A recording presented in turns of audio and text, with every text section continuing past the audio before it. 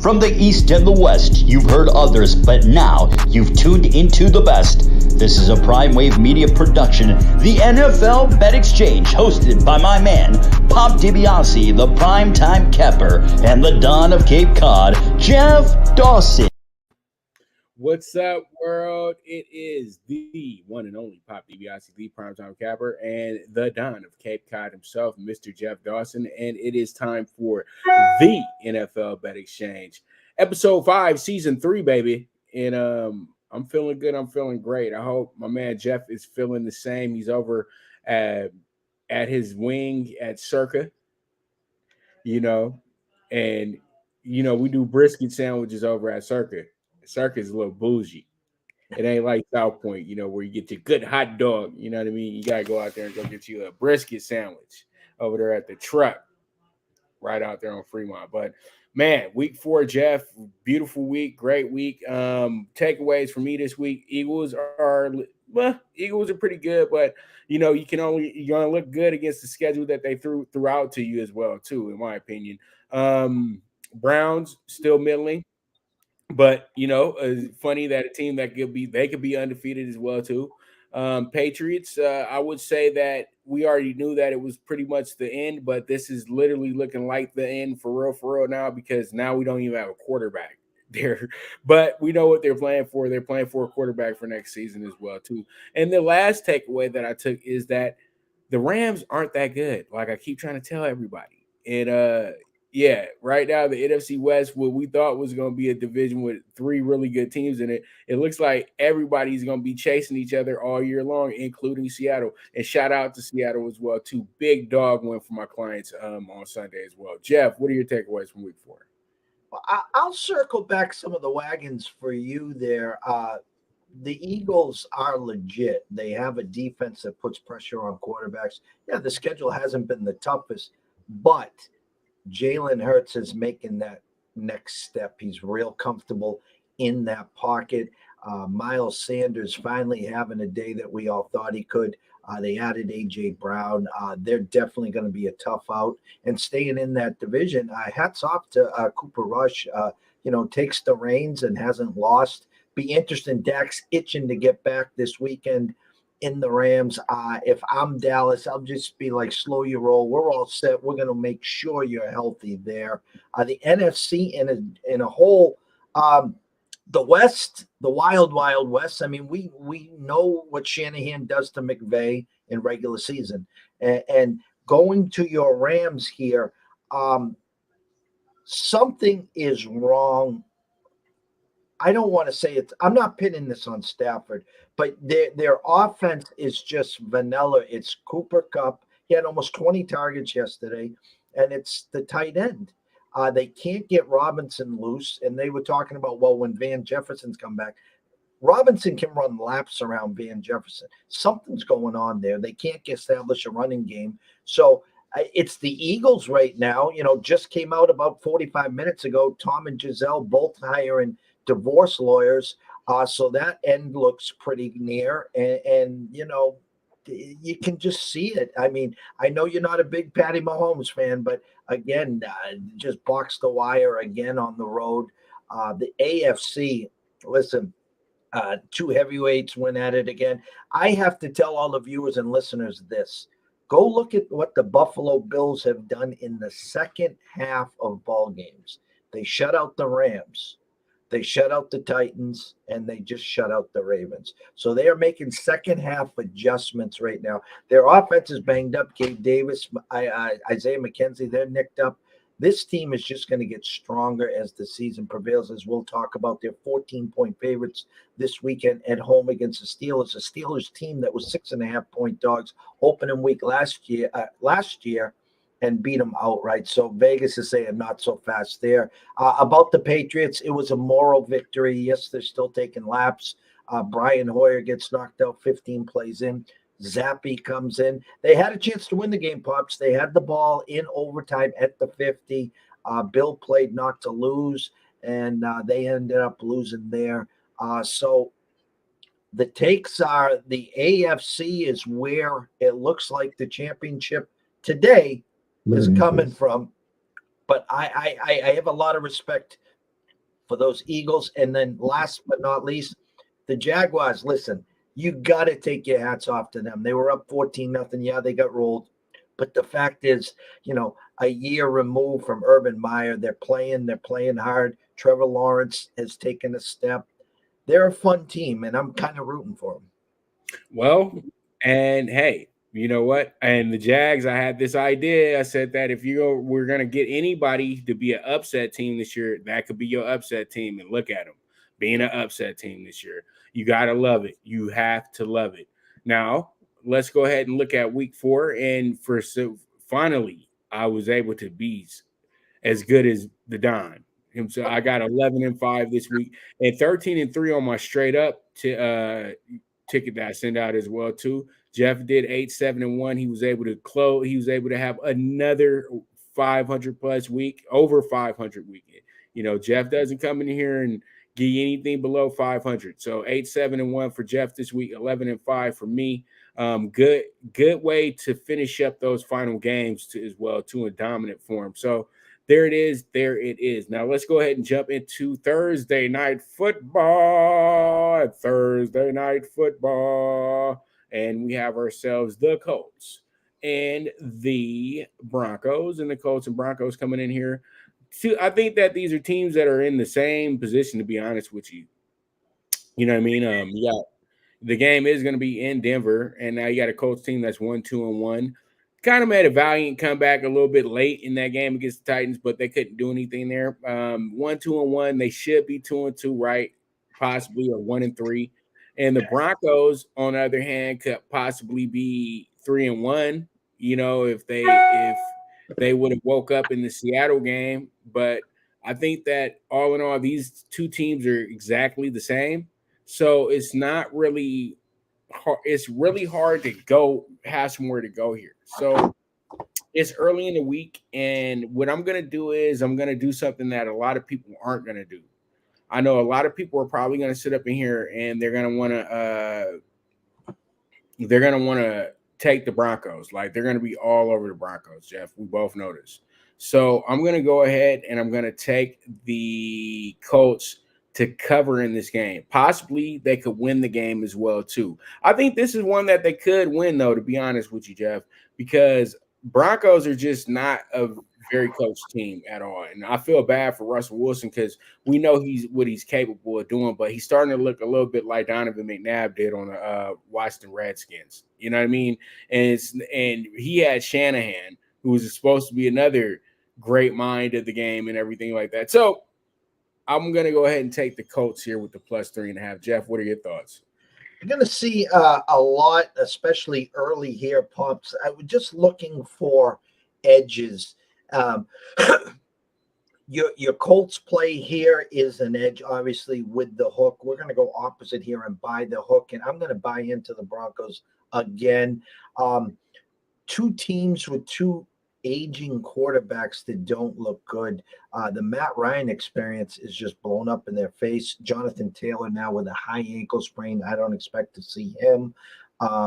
Michael Pittman, MIA. If it wasn't for Mo Alley Cox last weekend, the Colts again would have struggled getting into the end zone.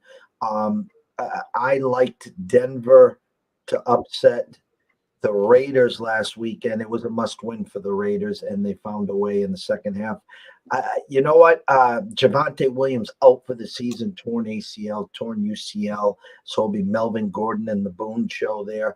I think Russ on primetime, it's now or never, Russ. And I think what they need offensively is to get him to the edges. To hell with the sitting in the pocket. Get those legs moving. Get it to Sutton. Get it to your other wide receiver over there, Jerry Jeudy. Maybe Albert in the can steals a touchdown. I think I bought the hook, Pops. I'm going to take Denver -3 here. All right. And Jeff is going to take the -3 on the Broncos. And in Russ, he trusts. So there it is. Trusting and Russ. So that's where we're going with that one. All right. So let's go ahead and get into those early games and the early Sunday early games. Always fun. Always fun. And our Sunday early game is going to be the Giants and the Packers, and they're going to be in Germany. And the line for this game is going to be a -8 to the Packers, who are 3-1 coming into the game. Giants are 3-1 coming into this game as well, too.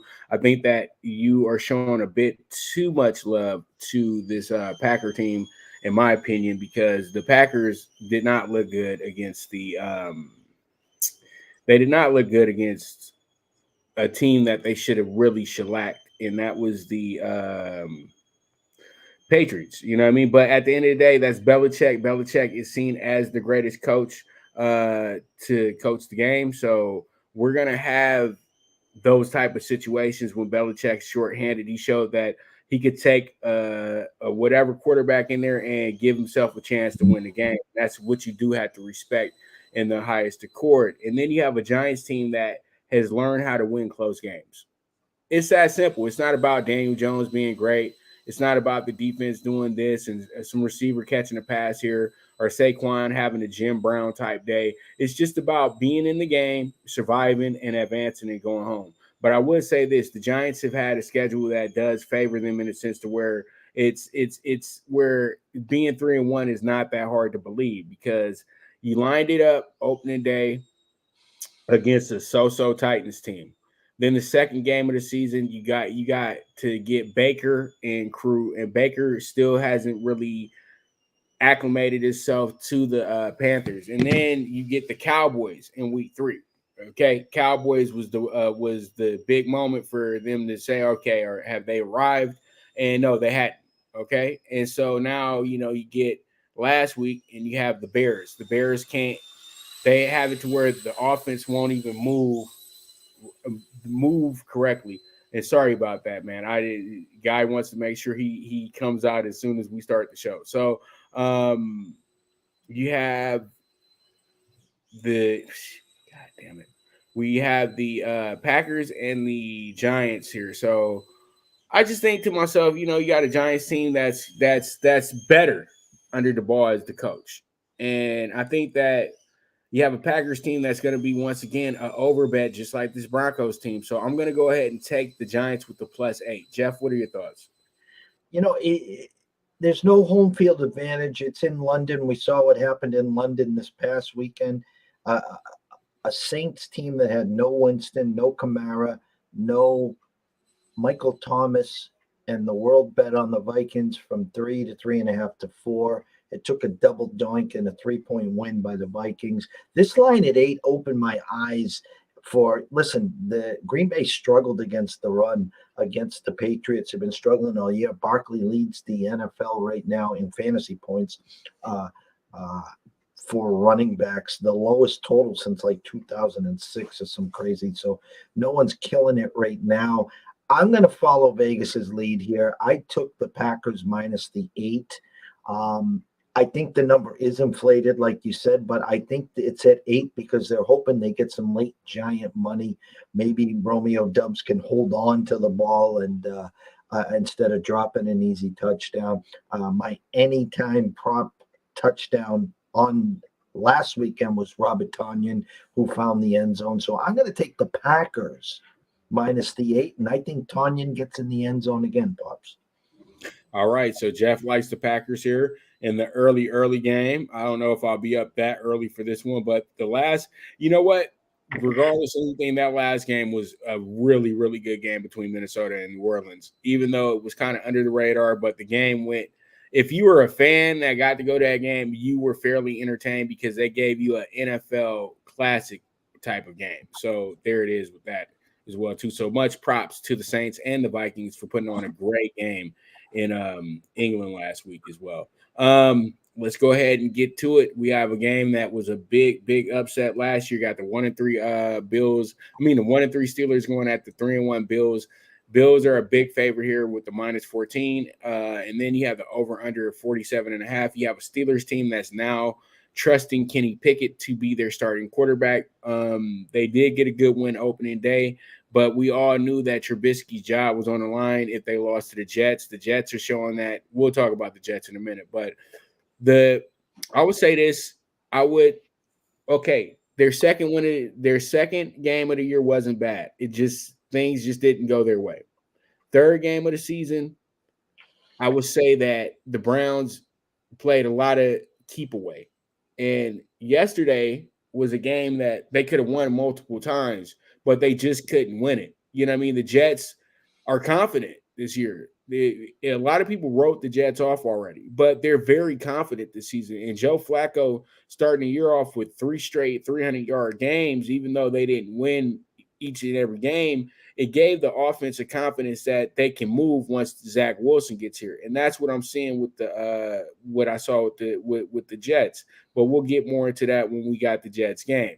But I just think that the Bills are a team that's going to be, once again, it's going to be an overbet situation, but that doesn't mean they lose the game. It just means that it's going to be tough to cover. And I think that if the Steelers have a good enough defensive scheme to where they're going to be able to hold things together a bit with the very dangerous Josh Allen, my quarterback in fantasy football. But I'm going to go ahead and take the Steelers with the plus 14 in the spot.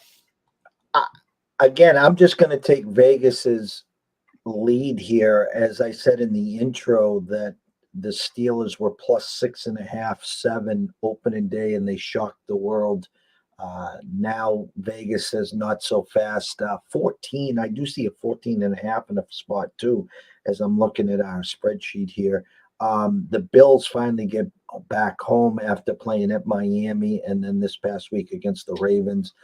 This will be the start of the run. The Steelers didn't want to bring Pickett into the scene because they got the Bills and I think they got the Bucs next. They got a tough schedule. Then they would have had the bye. Then they could have brought him in. Listen, he was technically 13 for 13, where really he was 10 for 13, and he had 3 picks as well. 2 of them weren't his fault. He brought some energy. He did rush for a touchdown. Tough spot. I'll follow Vegas lead here. I bought the hook to 13.5 and over only a 47. This has got probably 27-13. This is probably 31-13 all over it. I think the Steelers will be hard pressed to get 2 touchdowns, Pops. Hard pressed. He said hard pressed in this one. So that's what it's going to be. And Jeff, you got a good point there, because it's just going to be tough because the offense can't score, but the defense is going to be the calling card all season. So we'll have games where we know that if the game can be close, the Steelers got a chance. But we are going back. I don't think the Steelers have been this bad since the 1950s or 60s. You know what I mean? Like where they have no chance at all. Well, early 2000s. I remember one year they did go, what was it, 4-12? Yeah. Don't forget a couple of years ago when they started 11-0, and then they lost like their last 5 games and they bowed out right away in the playoffs. I mean, that was the last hurrah for Ben. Listen, I believe in Tomlin. I really do. Listen, if Bill left the building today, I would love to have Tomlin as the head coach. But I still think it should be Vrabel's job. I know I'm getting off the story here, but the Steelers have offensive weapons and they have a pretty good defense. Tough pill for them to swallow, not able to take down the Jets and then knowing they got the Bills this week. So it's going to be interesting to see how much energy Pickett can bring in to say, hey, guys, I'm not going to lose this game for us, but the defense is going to have to score as well, Pops. You're right. I totally agree.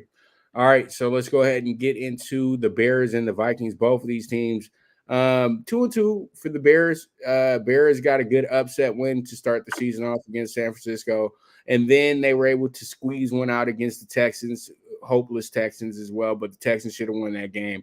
Vikings, 3-1, good for them. They get a big win over in Europe, big win in the UK. They were able to get a good win over the Lions, and then they were able to get a good opening day win over the Packers. So they are looking to go 3-0 in the division right now as well, too.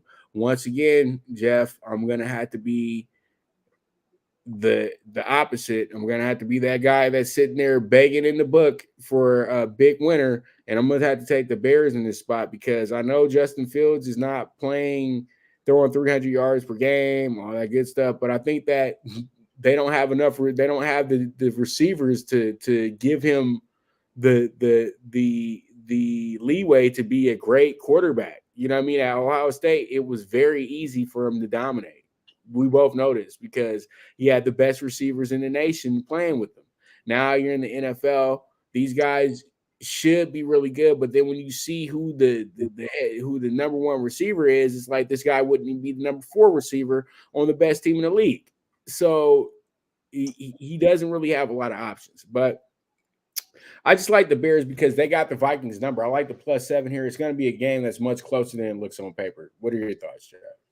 Yeah, we followed your lead here. We bought the hook to 7.5 in case it lands on 7. Again, Justin had the lowest passing under over, I think, in the history of the NFL since they started this. It was like under 160. He's just not throwing the ball. Mooney finally saw the ball a few times. Cole Kmet nowhere to be found. David Montgomery out. Herbert stepped in and looked okay. I just, another year where I think, unfortunately, it's going to be the Packers and Vikings in this division. Hey, the Lions are better. They're banged up. We'll get to them soon.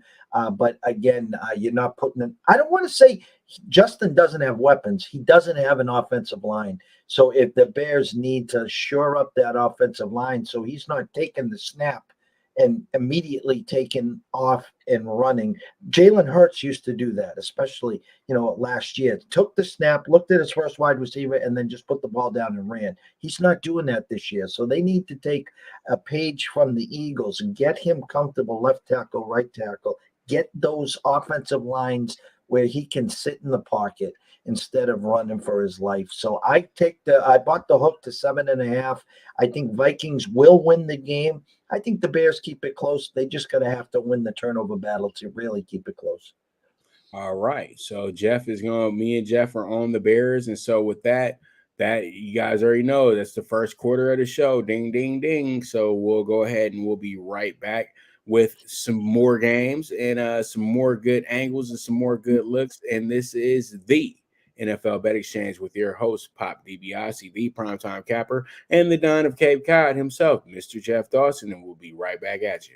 Good News Only Racing Club, led by the legendary Doug O'Neill, the trainer of 2 Kentucky Derby winners, and I'll have another in Nyquist. Also trained 2-time Breeders' Cup champ Golden Sense, who are just a part of a long list of thoroughbred champions trained by Doug O'Neill. The Good News Only Racing Club has a young core of horses to look out for in Dennis's Celery, Irish Heatwave, and Notre Dame, just to name a few. Win the day every day with the Good News Only Racing Club, a proud sponsor of the NFL Bet Exchange.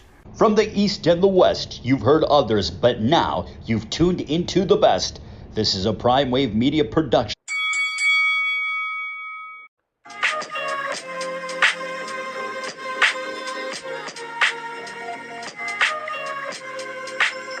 Tune into Big Wave Boxing every week with a brand new guest with the one and only Pop DiBiase, the primetime capper, getting the best boxing stories, best boxing angles, and the truth when it all comes down to the sweet science. Tune in to Big Wave Boxing on the Prime Wave Media channel on YouTube.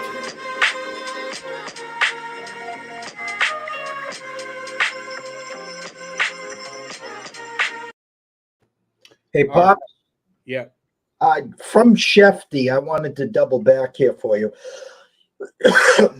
Daniel Jones ankle, Tyrod Taylor concussion, both injured. Giants are working out QBs today, including Jake Fromm, who spent some time with them last season. So again, probably one of the reasons of the inflated number is good possibility it could be a third string quarterback there in London. All right, you guys heard Jeff. So it looks like it's going to be a third string quarterback in London. So, unless they want to go Saquon again. Yeah. Maybe they could get Eli out of the booth for a day. Yeah, Eli better be doing good, though. All that crap he was talking about Russell. It sounds a little jealous to me. But they're really rich. What's their problem? They grew up rich, and he didn't have to even be an NFL player and still be rich. So why is it that you had to mention that? You know what I mean? Why can't Russell Wilson get paid for being an elite quarterback? He was an elite quarterback for 10 years. That's what you do with elite quarterbacks. You let them get their money. Now, paying Matt Stafford, that was absolutely stupid. But, it is what it is at the end of the day. But we got the Lions at the Pats. And 1-3 and 1-3. Who would have thunk it? You know what I mean? 1-3 and 1-3. And everybody heartstrings is going to be with the Lions here. You know that. Everybody wants the Lions to win. Because how good would it look to see the good old ball coach get a win over Belichick? You know what I mean? The former player. You know what I mean? Whole staff full of players. The cockiest coaching group I've ever seen in my life. But all in all, man, what I got to say about this one is that you like the Lions this year. You like their spirit. You like what they got going on. And if they can somewhat start playing some defense, Jeff, if they can start playing some defense and not go back and forth in every game that they're in, man, sky's the limit for Detroit. But the way this offense is moving, it doesn't matter if they're winning or losing games. I know it's exciting the fans big time here. So all in all, what I'm going to do here is I'm going to go ahead and take the Lions to go ahead and win this game with the plus 120. Just nothing the Patriots are doing right now impresses me. I don't want to lose any money on them. I probably am going to lose money here like I did last week, telling everybody that the home run hitter was going to be the Packers last week. But then I have to remember you're dealing with Belichick, buddy. You're not dealing with some Josh McDaniels. You're dealing with Belichick, bro. You know what I mean? The master of masters. So I'm taking the plus 120 this week. Lions, I'm giving them a shot. I'm going to see what they can do with their great staff of former players, and we'll go from there. And my man, Jamal Williams, boy, oh boy, I had to tuck him on the bench, Jeff, and I put him in last week. He's never going back to the bench. Limit increase.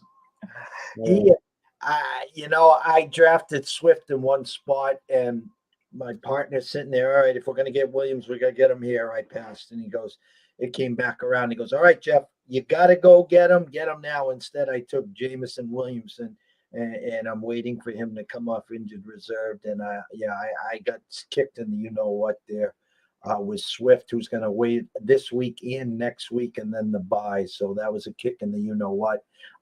Lions, auto bet at home on the over, team total over, opponent's team total over. Their only road game was in Minnesota in the Dome, Pops, as well. First time a cold fall, crisp outdoor weather. Don't know. Obviously, Swift will be out. Don't know if St. Brown will be back. Don't know if Chark will be back. Don't know who's quarterbacking for the Patriots either. I do know this will not be Mac Jones. I don't know what's going on with Hoyer. It could be Zippy Zappy Zappa, and they'll probably run Ramondre and Damian probably 50 times and tell this kid to throw the ball 10 times. I don't know. I took the money line on the Pats. 1-3. Their next 4 games, they'll be competitive. They could go 4-0. They could go 3-1. They could go 1-3 or 0-4. So it's a coin flip. I'll take the Pats and the bounce back ride and the moral victory and to get to 2-3 here, Pups. All right. Okay, so let's move on. And let's get into the Saints and the Seahawks. This one you can go either way you want to. Even though the spread's saying 5.5, you got a team in the Seahawks who are 2-2, the Saints 1-3. But when you compare the two teams, you have the Saints. You just coming off of a game you could have won in Europe. And last week you were in a game that the defense didn't let you down. The offense let you down more than anything because they just literally got slapped around a little bit by Carolina. And then week two was just I think they were a little bit overzealous, a little overexcited because they saw Tampa Bay again. They know that Tampa Bay was a team that they kept beating, but they just didn't beat them And so they've lost 3 in a row since having a shaky opener anyway. So I would say this, the Saints are probably going to be a better team as the season progresses, and this is a good spot for you to jump all over the Saints because I think that everybody's going to be still thinking about last week. Seattle won like a great racehorse does when they're in a race that's like, say, a starter optional or something like that, Jeff, and they were 40-1 that day, and everybody's, oh, yeah, I can't wait to pat them back again. And then they wind up still being a 6-1. So what I'm going to do here is I'm going to take the Saints because they just got to bounce back. Losers are 3 in a row. I like the Saints here. Give me the 5.5 on the Saints. Another team just battered, and I'm going to say this. I'm going to go on record, Pops.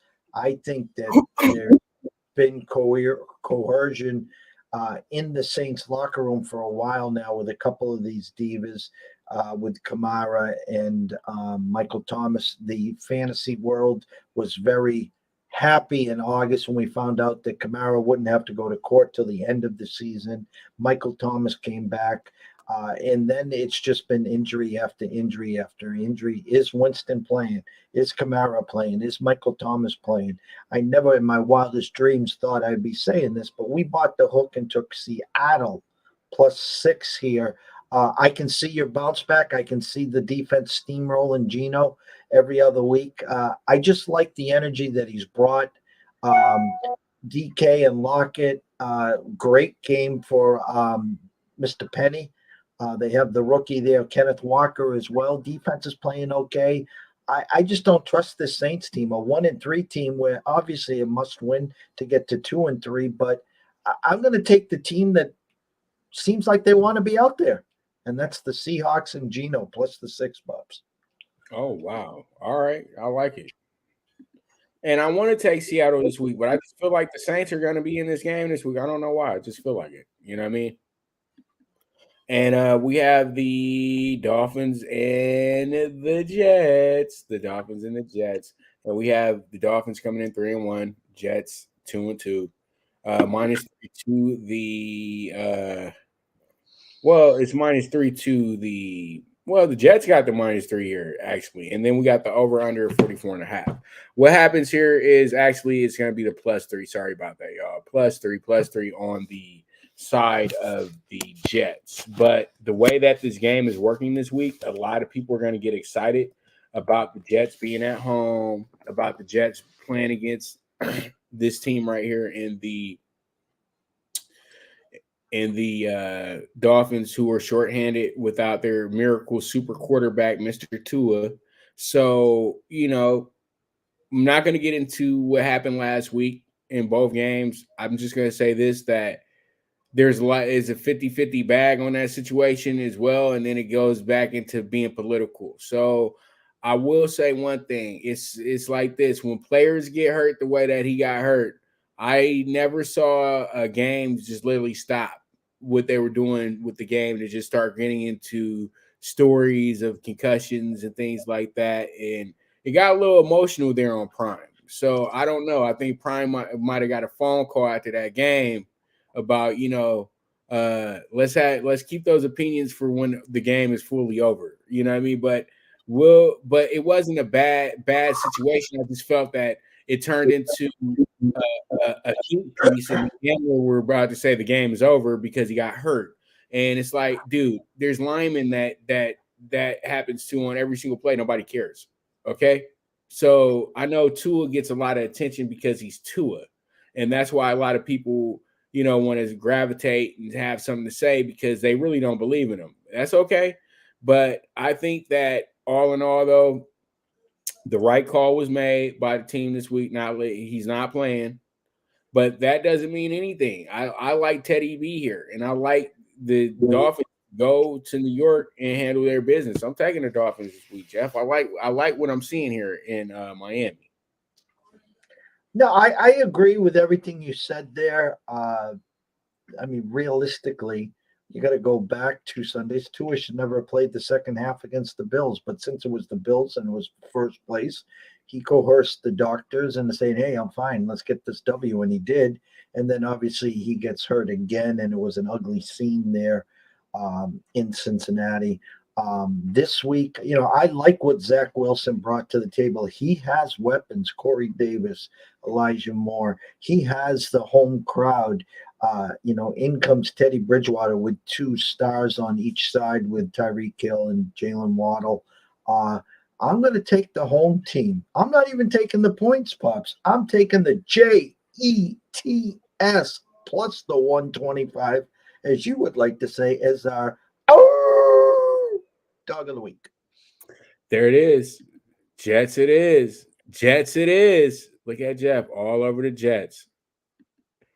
All right. So let's move on and let's go ahead and jump into the Buccaneers and the Falcons. And the Buccaneers coming in here, big revenge game for the Buccaneers in this spot. Falcons is real confident. You know what I mean? That's what I can say about the Falcons is that they're 4-0 against the spread. Yep.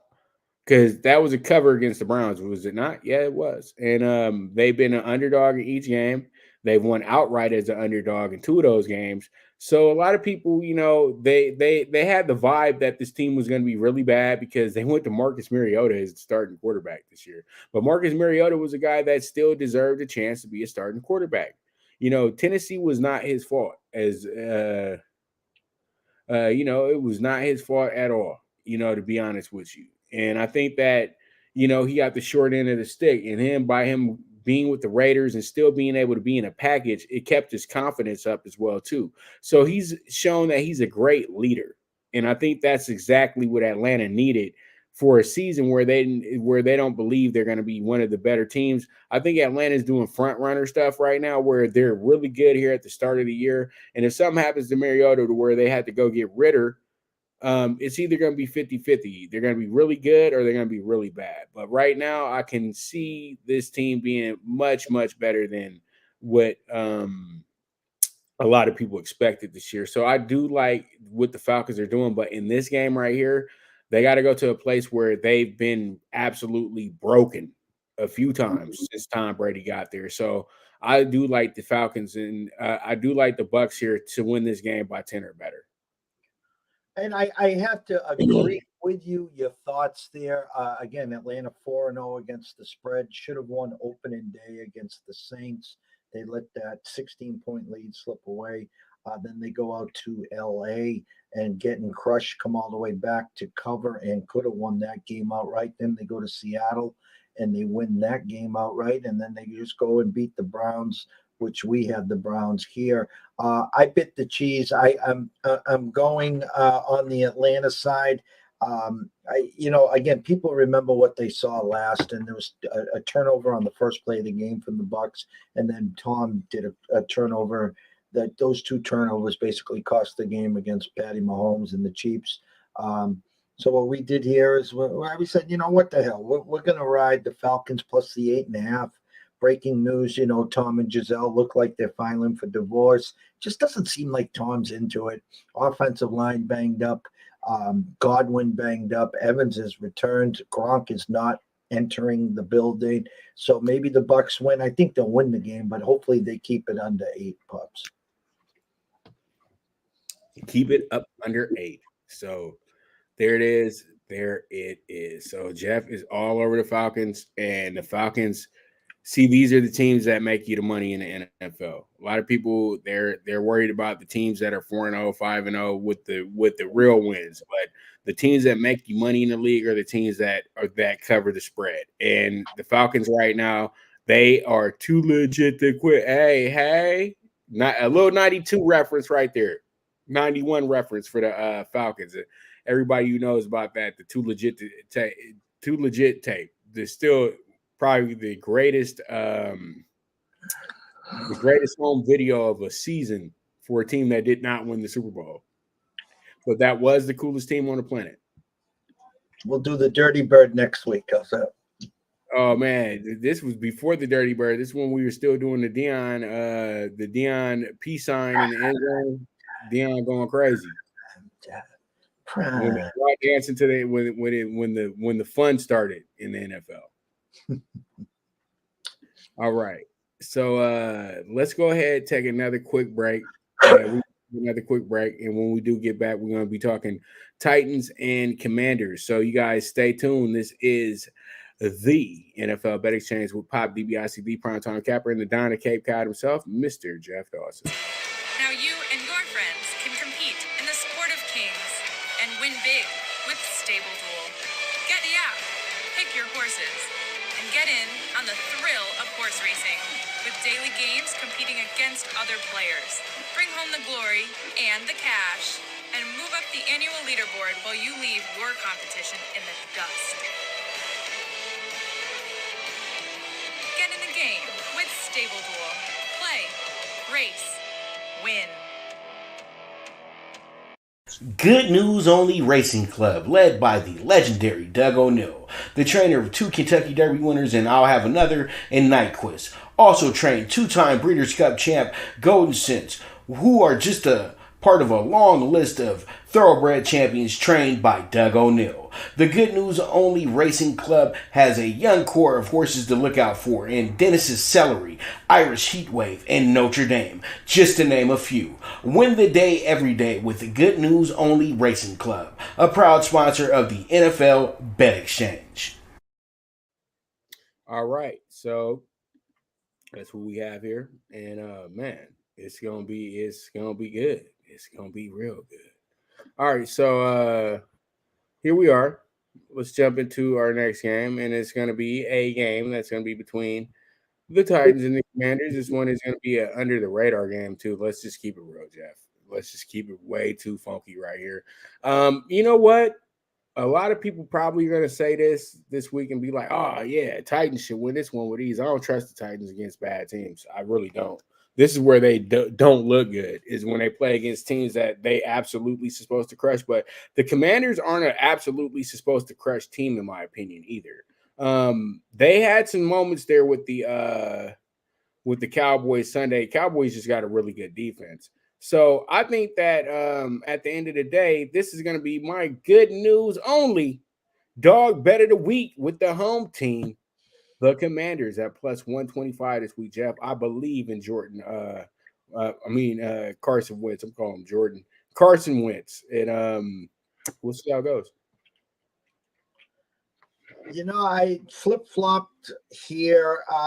They got me. A couple of these teams got me last week. I was on Washington. Played a good first half. I just thought the line smelt the high heaven. So they're going to get me again here because I thought the Titans was the right side against the Colts. Do they have something brewing? I don't know. It's a tough spot for them after last week's great performance against the Colts. Now they come to a non-divisional, non-conference game.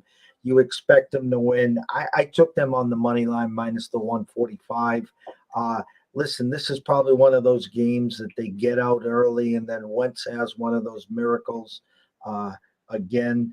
It sounds like Brian Robinson will not be back this week, but they have activated him, so he's working his way back, which is a hell of a story. Little banged up, I think. One of their wide receivers is banged up, but I'm hoping the Titans find a way to win this one. Let me see what the total is here, Pop. So 1 second. It's 43. So, you know what? I got the old 23-20 win for the Titans. How's that, Pops? Okay, so Jeff likes the Titans to win by 3. I think that's some smart money right there. I think anything that's going on in this game is smart money, to be honest with you, Jeff. Smart money, smart moves, in my opinion, here to make sure you get to your end goal. All right, so let's go ahead. And we have the Texans and the Jags, the Texans and the Jaguars. This one is going to be 0-3-1 for the Texans, and then the Jaguars are 0-2. So we have a -7. Oh, no, they're not 0-2. Golly. I thought I had fixed this earlier, but the Jags are 2-2, fresh off of 2 straight wins. Let me go ahead and correct that. And they look good in those 2 wins as well, too. Well, not 2 straight wins. They had 1-2 in a row. Then they got upended by the Eagles. But all in all, they still are atop of the AFC South. So, you know, the Texans are the hard luck kids, man. And the Texans are going to be a team that performs every each week to me, man. In my opinion, Jeff, they're 3-1 against the spread. Last week was kind of like their throwaway game in a sense, because they were playing against a team that had to take them a little seriously because the Chargers just had to take them a little seriously. So I like the Texans this week with the +7. It's a game where you would expect the Jags to bounce back. This Texan team, a lot of people were on them last week, and it was just box the wire for the Chargers. The Texans did make a little late run, and then the Chargers, I think Eckler had 3 on the day. Here we bought the hook. We took the Texans plus the 7.5. Expect Jacksonville to bounce back. It's a lot of points for Jacksonville to be laying, so I think Vegas is looking for some Texans money. I think they're going to get it too. Let me see what I see right now. It's actually 7.5 across the board. It's a flat 7 at Circa, but 7.5 everywhere else. We got them plus the 7.5. We bought the whole props. There it is. So Jeff got the plus 7.5. I got the 7, and we just rolling. All right, and so we have our final early game here, and it's going to be the Browns and the Chargers. And the Browns and Chargers last year presented one of the better offensive games in the NFL last year. It was absolutely insane, Jeff, how much offense was played in that game. This year it will not be the same. We got a team, both these teams are going to play conservative football, in my opinion, especially the Browns with the way that they're approaching a lot of these games. And you know what? At the end of the day, Jacoby Brissett is his own worst enemy. Jacoby Brissett could be 4-0 right now if he was just a little bit better, if he just had a little bit better, if he wasn't so comfortable being careful. You know what I mean? I think him being so careful when it's time to make really crunch decisions, it always winds up the same way. It's almost like he's somebody in a movie where they're going to win a game and they're going to lose a game. The Browns haven't had one game except for the Pittsburgh game where they handedly beat the team, even though they did have a pretty good lead there in the final minutes against the Jets. But all in all, I like the Browns to cover here with the +3.5. I like the Browns to win straight up because I think the Chargers, once again, this is going to be a week where just people are going to be way too in love with teams, and this is going to come back to bite them in the butt. We bought the hook. We got the Browns plus 3.5. I wouldn't be surprised if the Chargers won by 3, 2, or 1 here.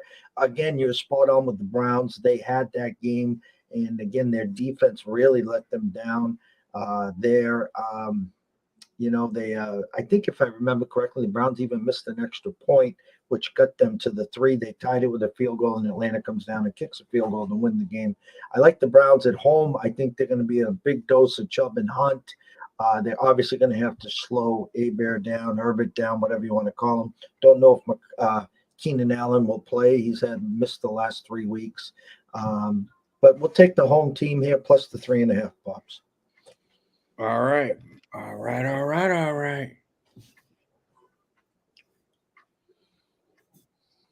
All right, so pretty much we have that, and Jeff is taking the 3.5. I'm taking the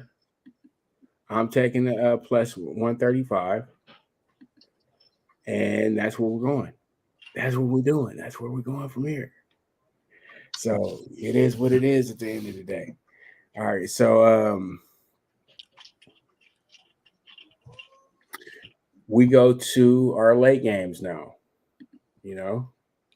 Late games. And in our late game, we have ourselves a very, very, very, very fun matchup here. And I remember a few years ago when Cam and the crew were so good and they sliced up the 49ers, and then the 49ers came back, beat them in the playoffs, all that good stuff.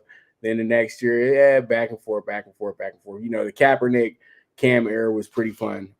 So, they had a little bit of they had their own little rivalry and stuff going on. And pretty much now we sit here in the position to where we have these two teams ready to go at it again here in Carolina. And I know a lot of people are still they're really done with Baker, right? They're really done with Baker. So pretty much what happens here is going to be this. It's going to be very good for me, in an opinion, this is going to be one of those 49er games where they can work out some things here. And I think that what we do here is we go ahead and we take the 49ers with the -5 in this spot. I think this will work out very well, and I can't wait. It looks good to me. Public remembers what they saw last. Niners destroying Stafford and the Rams on Monday night. Now they travel to the Panthers. Reminds me opening day, Pops.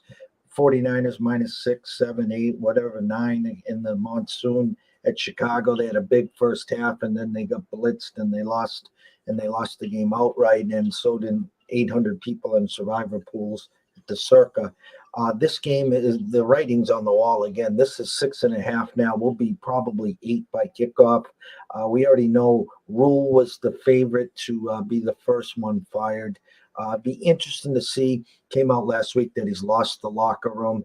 The offense is just horrific right now. Nothing going right. The best thing for this team is their defense. It's a game on paper that the Niners should just absolutely steamroll this team. I smell a trap here.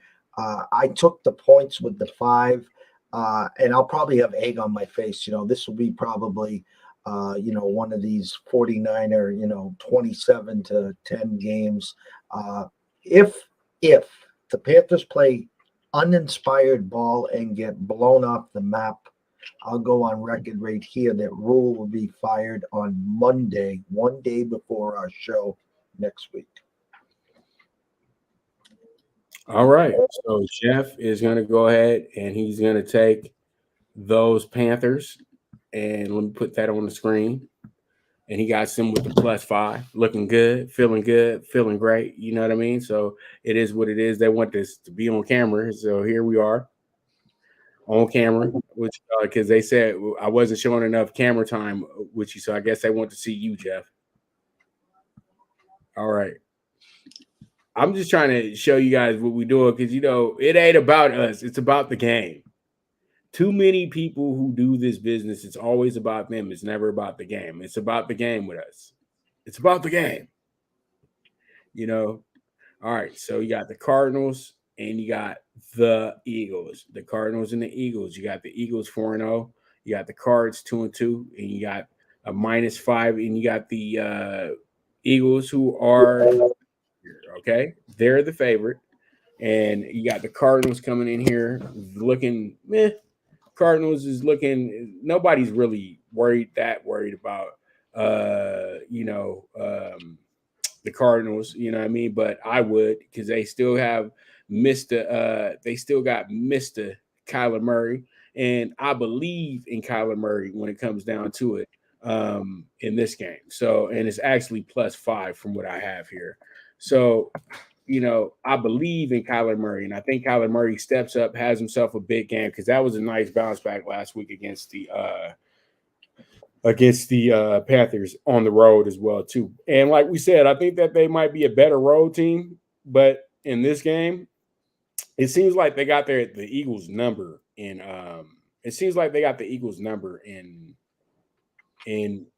Arizona, so I like them here. So Jeff, what are your thoughts? You said it. Arizona 0-2 at home. They got blown out by the Chiefs, and then the Rams beat them. They're 2-0 on the road. They won last week in Carolina, and then their other road win was against. What was their other road win against Pups? What? Arizona's 2-0 on the road. They beat someone else on the road this year. The Raiders. The Raiders, that's right. Big comeback in the fourth. We'll take the Eagles -5. This number is a little smelly. Again, this team has been rolling.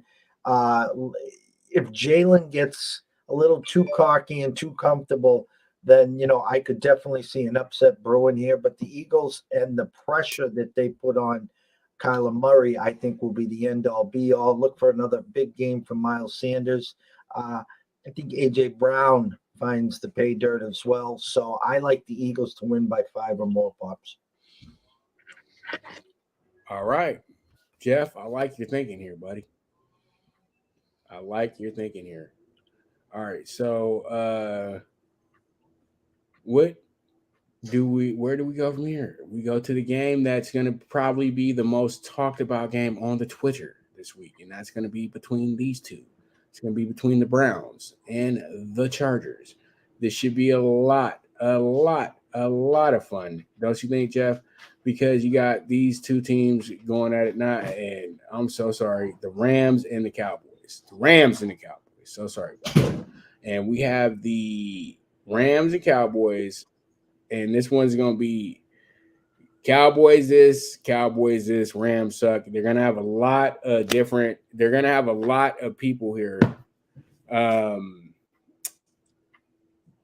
Okay, we're good. Well, Eagles being a favorite by 7 on that card, that's different because that's how they feel that card is going to be. I'm going off the early line of what was presented on Sunday night, Sunday evening, Monday morning. So them being at -7 now, that's because the money is starting to pour in on the Eagles side, which will be on the Cardinal side later on by the end of the week. We know that, Jeff, right? Because I'm getting. Yeah, on any like card or anything, you're going to see the hot numbers, the 3, 4, 7s, and 10s of the world. The actual overnight number was 6. It's being bet down in the Arizona line to 5.5 and 5. It's basically a consensus of 5 right now, 5.5 at a couple of the online shops. But any cards, the football card or parlay cards or anything, you'll see a flat 7 just because they're hoping for a tie, and most of those ties you lose.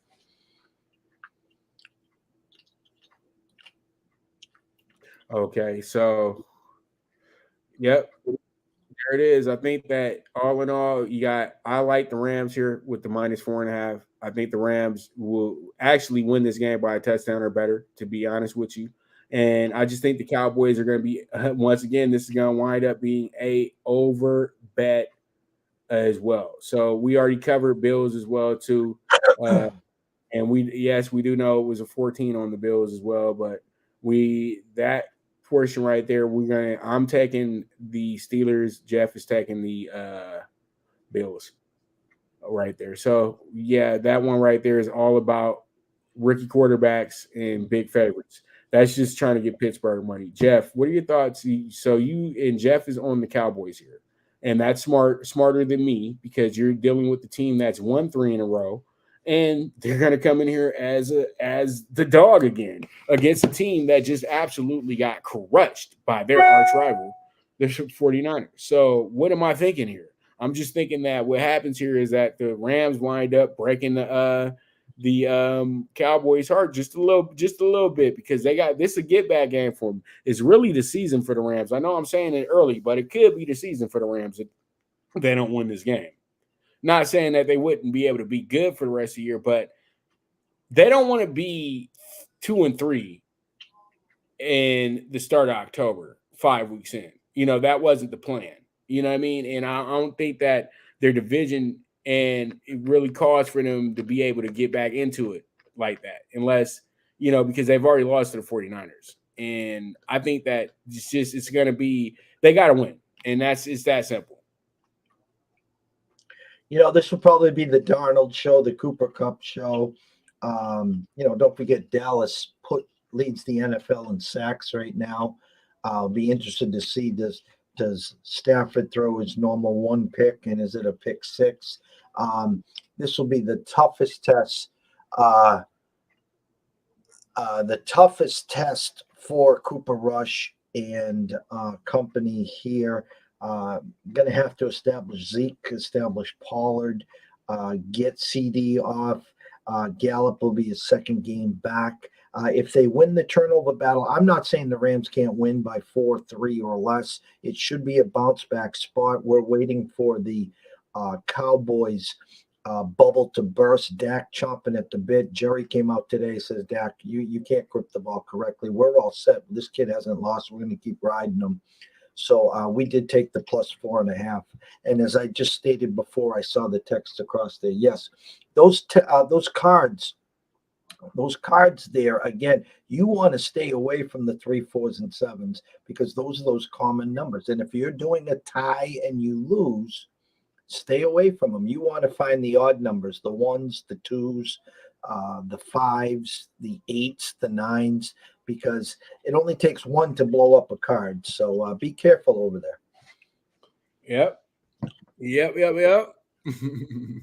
All right. So what do we have here, Jeff? We have Sunday night football. Sunday night football.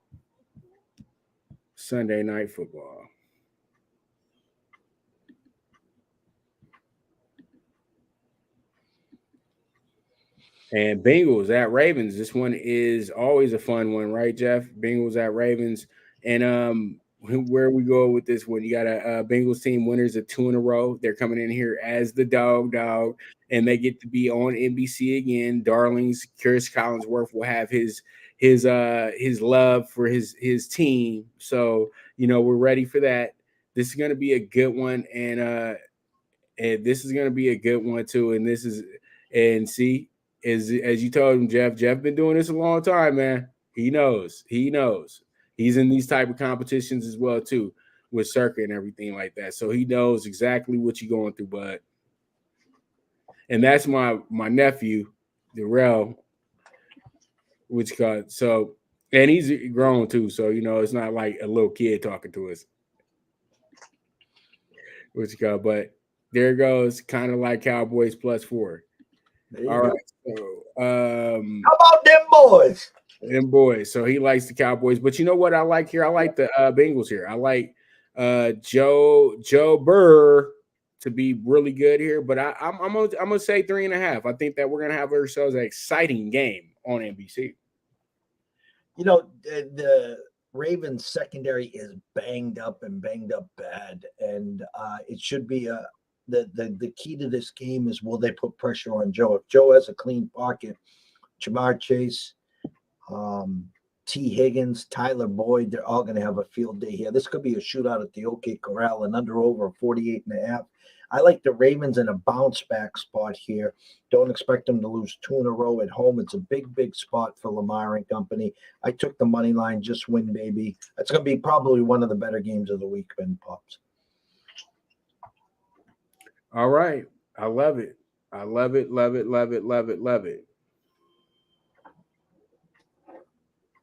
All right. So that's what we have here.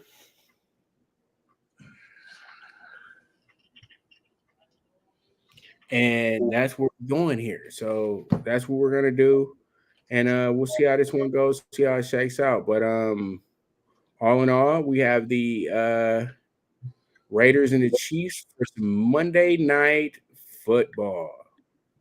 Raiders and Chiefs, Monday night football. Man, you gotta love it.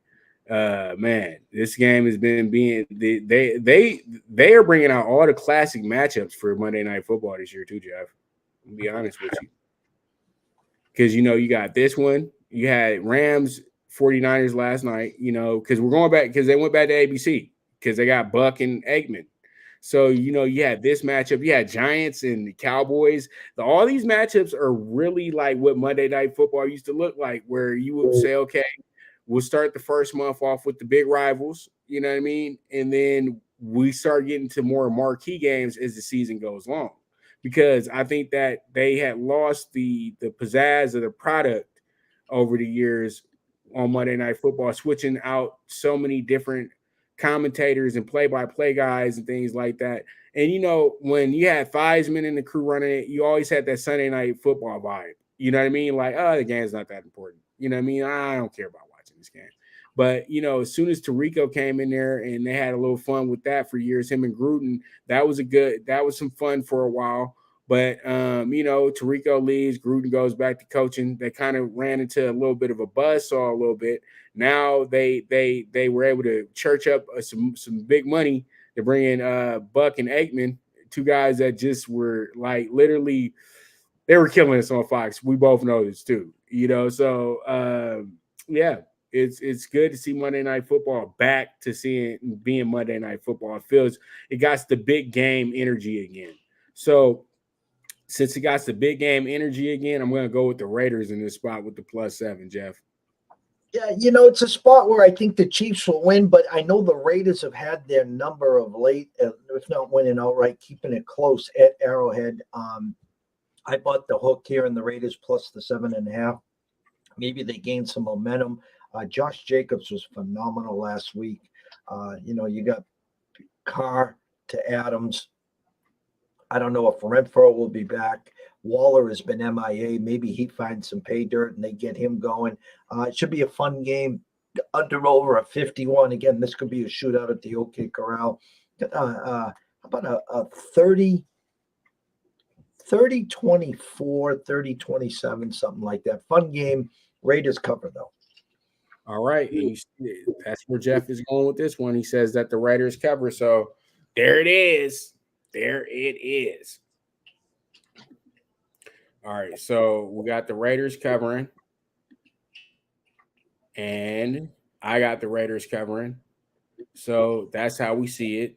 And that's what we're doing. And, pretty much another great show, my friend. I thank you very much for tuning in.